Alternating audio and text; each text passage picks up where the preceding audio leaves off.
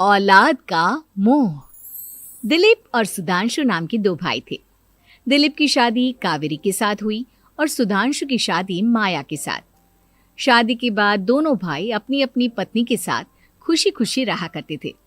दोनों भाइयों के परिवार एक ही घर में रहता था। साथ में खाना, साथ में घूमना, कुल मिलाकर दोनों भाइयों का परिवार खुशहाल परिवार था। कुछ सालों के बाद दिलीप की पत्नी कावेरी को एक बेटा हुआ। भैया, आज मैं बहुत खुश हूँ। चाचा बन गया हूँ मैं। हाँ भाई साहब, इस बच्चे के घर में आने से तो रौनक आ गई है।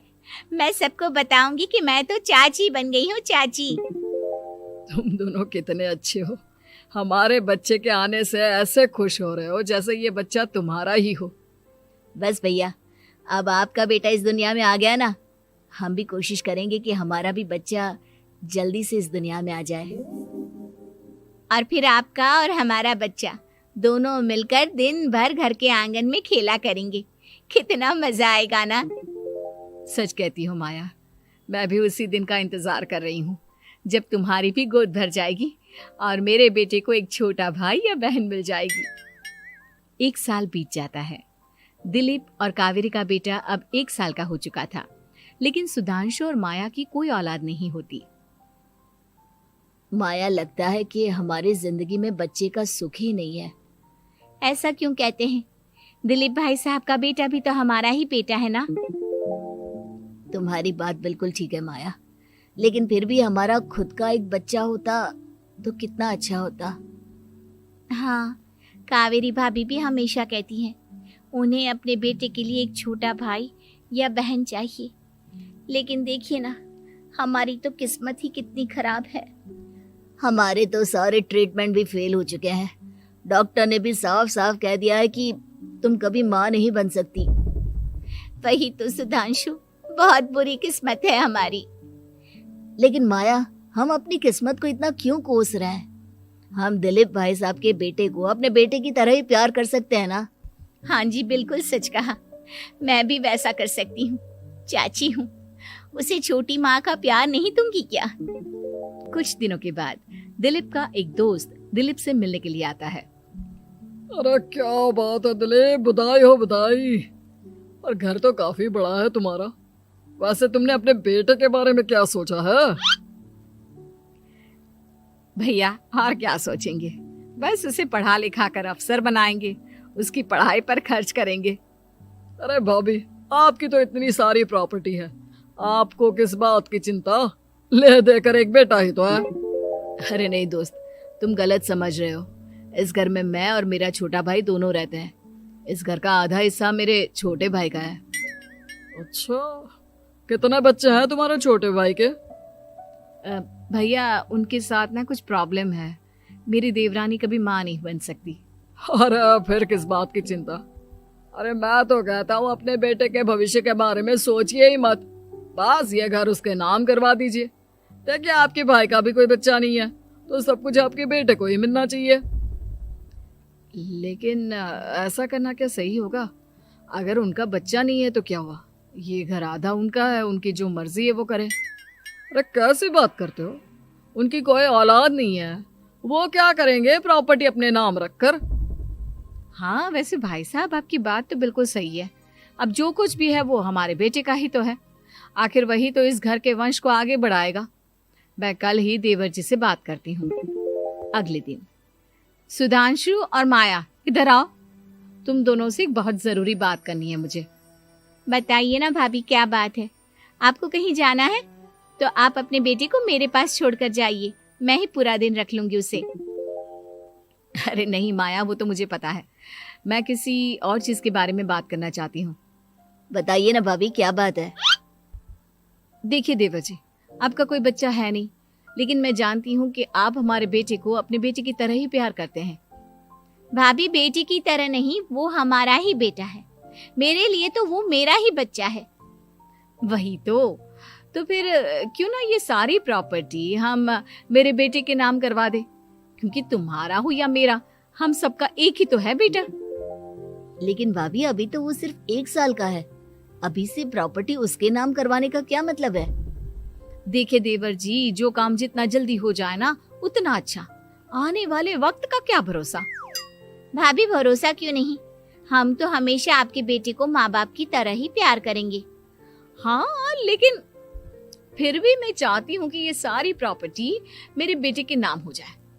अब मुझे नहीं लगता तुम दोनों को इसमें कोई भी परेशानी होगी, है ना?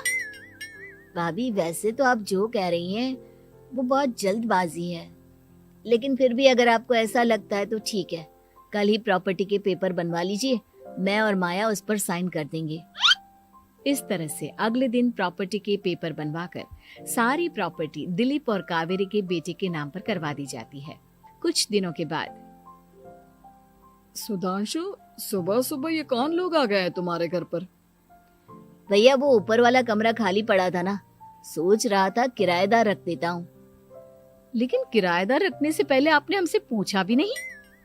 भाभी इसमें आपसे पूछने वाली क्या बात थी, हमें एक ही कमरे की जरूरत थी, इसलिए सोचा दूसरा कमरा किराए पर दे देते हैं, कुछ इनकम हो जाएगी।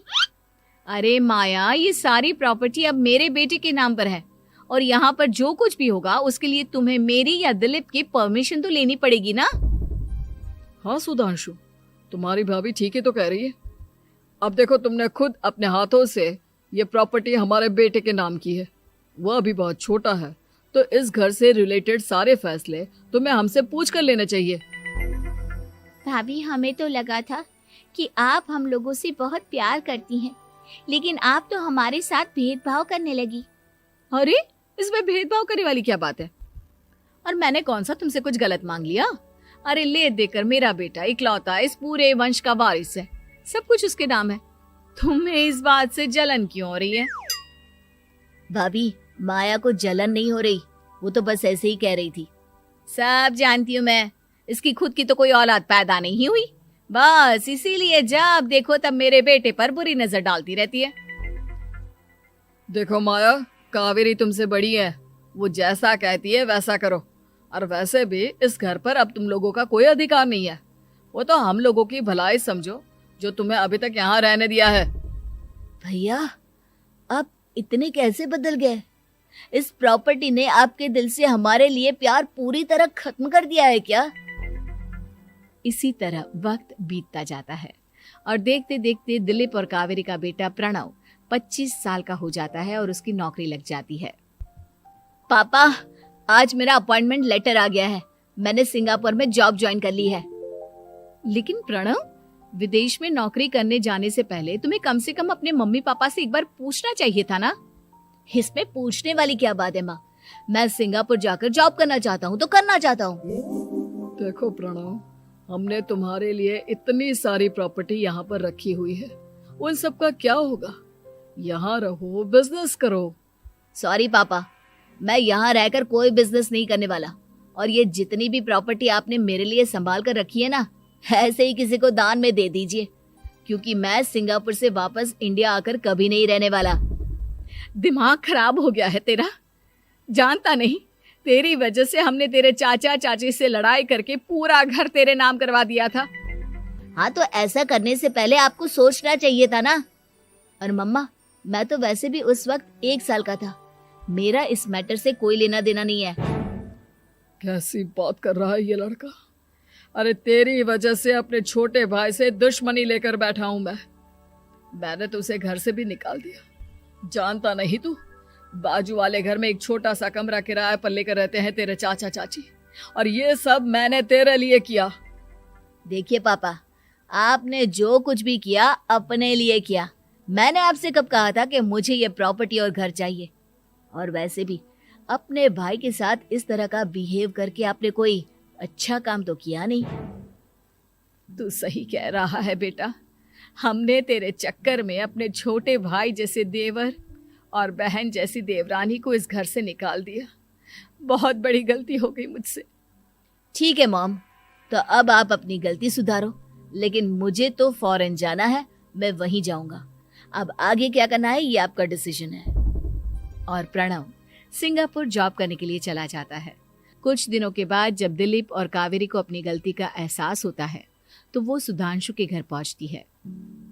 सुधांशु, माया, हमें माफ कर दो, हमसे बहुत बड़ी गलती हो गई। क्या हुआ भाभी? आज इतने सालों के बाद अब हम गरीब लोगों के घर क्या करने आई हैं? भाभी, हमने तो खुशी खुशी अपने भतीजे को सब कुछ दे दिया, अब हमारे पास कुछ भी नहीं बचा है। भाई मुझसे बहुत बड़ी गलती हो गई, जो तेरे जैसे भाई को मैंने प्रॉपर्टी के चक्कर में घर से निकाला, और जिसके लिए मैंने ये सब कुछ किया वो खुद ही विदेश चला गया। भैया भाभी, जिस बेटे के लिए आपने हम लोगों को इतनी तकलीफ दी, आपस के प्यार को बिगाड़ा, जब वही आपसे दूर चला गया तो आपको इस बात का एहसास हुआ। लेकिन माफ कीजिए, अब हम आपके साथ रहने के लिए उस घर में नहीं आ सकते। नहीं नहीं माया, ऐसा मत कहो, मुझसे बहुत बड़ी गलती हो गई, प्लीज वापस चलो, मैं वो घर फिर से तुम्हारे नाम कर देती हूँ। भाभी, मैं उस घर का क्या करूंगी? किसके लिए? मेरा कोई बच्चा नहीं, मैं तो बस जिंदगी भर आप लोगों के साथ प्यार से रहना चाहती थी, प्रणव को अपने बेटे की तरह प्यार करना चाहती थी, लेकिन आपने मुझसे वो अधिकार छीन लिया। भाभी और भैया, एक सवाल पूछना चाहता हूँ आप लोगों से। जो बच्चा कुछ ही दिन पहले दुनिया में आया हो, जिस बच्चे के भविष्य का आपको पता ही ना हो, उसके लिए अपने पुराने रिश्तों को तोड़ देना, अपने सगे रिश्तेदारों से दुश्मनी मोल लेना, उनके साथ झगड़ा करना, उनकी बेइज्जती करना, क्या ये सही है? कम से कम हमें सही वक्त का इंतजार तो करना चाहिए ना। सिर्फ प्रॉपर्टी के लिए अपने सगे भाई को घर से निकाल दिया, वो भी अपने 1 साल के बेटे के लिए। क्या ये वाकई में सही था? जवाब दीजिए मेरी बात का।